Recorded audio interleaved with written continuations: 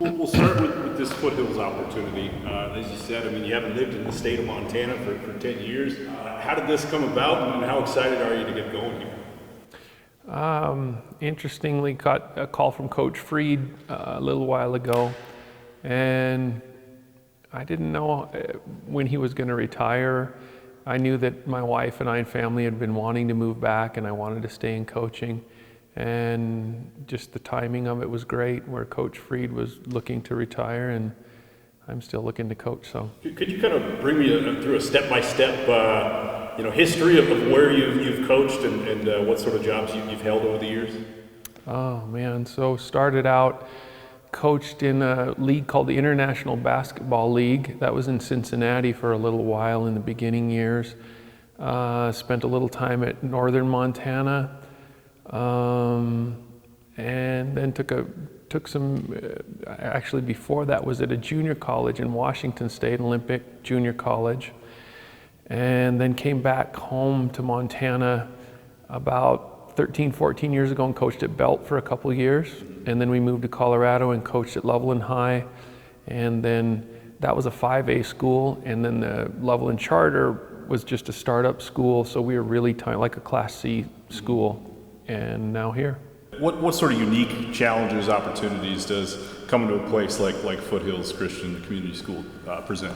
The most unique thing I feel excited about being here is that I'm a Christian, and that can be shared openly with the kids.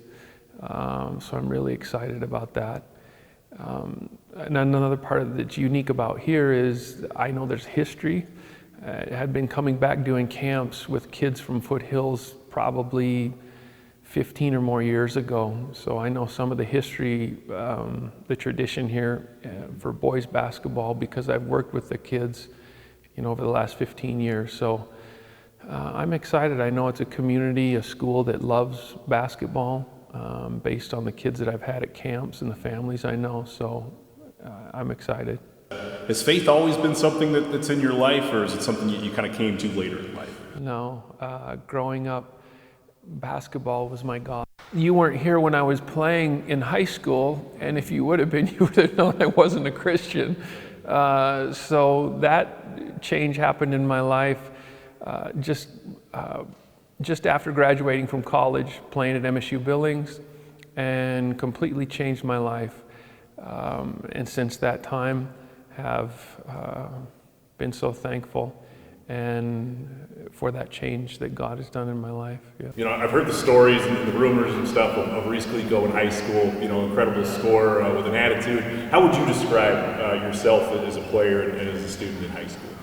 Extreme competitor growing up, and maybe my older brother Mason helped with that. He was 3 years older, and those out there that have an older sibling, you're getting beat up on every day and losing every day.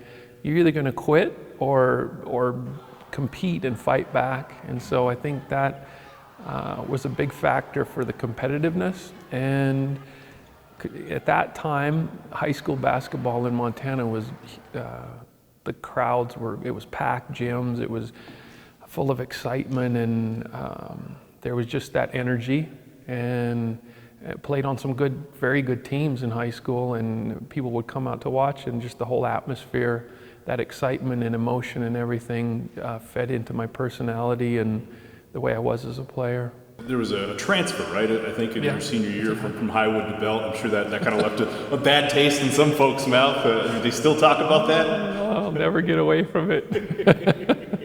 But they're great memories. So in junior high, I transferred to Highwood.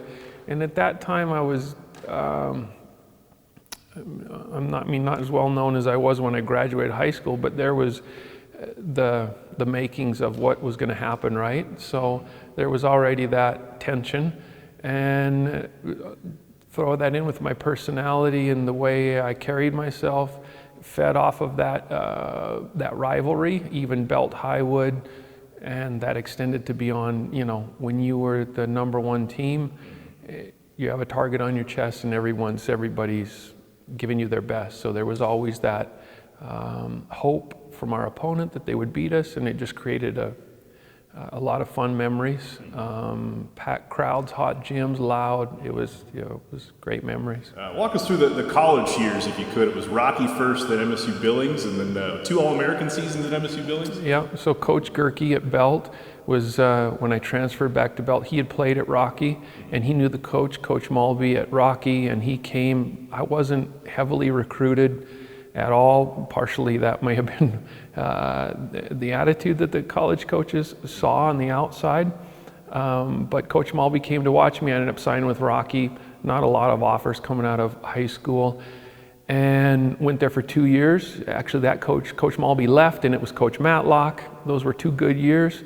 I ended up leaving there and transferring to MSU Billings. It was Coach Kars, who was in our conference now. Incredibly, he coaches Billings Christian, the high school team there.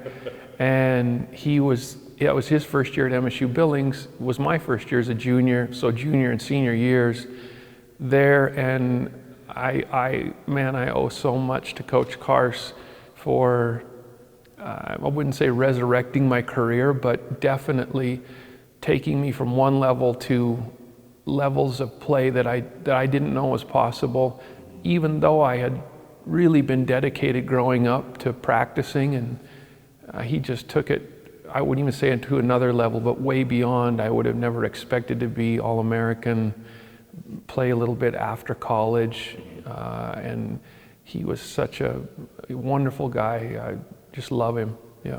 I imagine that's going to be pretty surreal. If you had a chance to talk to Coach Kars about, hey, we'll be facing off against each other, on the sidelines. Yep. Both of us still have that competitiveness, so we'll enjoy. I am so looking forward to it. I love him, and it'll be great. Reece, do you think the competitive edge you had and the attitude sort of made you as good as you were in high school? Or just from a basketball perspective, that is, so I wasn't as athletic, I wasn't tall, all these things that I look at kids now and I look at my own life, those factors that were, maybe you look at them as negatives or detriments to my ability as a player, actually caused me to find out ways to score without being able to jump high, without being quick, being more cerebral as far as understanding the game. And here's a guy I'm going against that's twice as athletic. Well, how do I score against that person? How do I come off this screen when they're stronger than me? Things like that I felt like I had to deal with my whole life. Again, going back to my older brother, bigger, stronger all those years. And then in college, everyone bigger, faster, stronger for the most part. And yeah, the competitiveness, I don't know how just an incredible amount of time practicing and getting better out of necessity, because without that refinement of skill, how would I have excelled? And I found that I had to do that even in those college years. When I look back and see kids that are in college, a lot of them reach a certain level. And it's easy in college because you're practicing so much, you're lifting, you're doing all these things, to stop really progressing on the fine skill things just because of time. But anyways, I still had to do that because of the difference in athleticism, and the competitiveness made up for some of the lack in other areas. See. Do you coach that way too? Say you have a team with some deficits, maybe they're not as athletic as the next team, but how do you get the most out of it? A big part of my philosophy as a coach is that I want the kids to experience what it is to be a part of a team that overachieves. I don't want a team that underachieves for our talent level. That may mean we go 500, that may mean we win the conference, that may mean our goals are to win the state championship. That depends, but I want them to experience what it is like to be part of a team. I was only on a couple of those through my whole career where I felt like everybody was on the same page, everybody shared the same vision, and a lot of that was with Coach Kars. And those experiences with him, and what I mean when I say team, I try to, and I want to pass that on to the kids that I coach, which is a huge challenge. How would you say you've changed the most today from where you were back as a high school kid? I hope that the reality of Jesus Christ in my life is what comes out, and what people see is the difference. I know He's the only one that can change a person's heart. So I hope that as people do see that there is a change from those that knew me back then to now, that it was because of what He's done in my life. If you're looking just on the outside as a casual passerby that may have seen me then, I hope there's more of a calmness and more patience, and many less outbursts of emotion.